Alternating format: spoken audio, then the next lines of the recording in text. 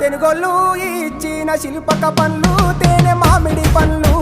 తీయంగా తిందామె తీరొక్క పండ్లు చిలక నేరేడు పండ్లు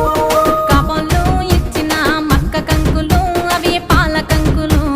కాల్చుకొని తిందాము కందికాయలు పచ్చి పల్లికాయలు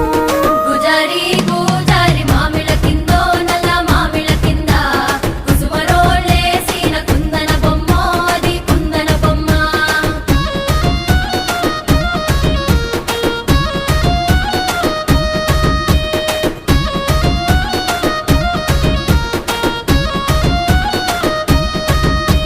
బెస్తోలు పెట్టిన పచ్చి చేపలు అవి వట్టి చేపలు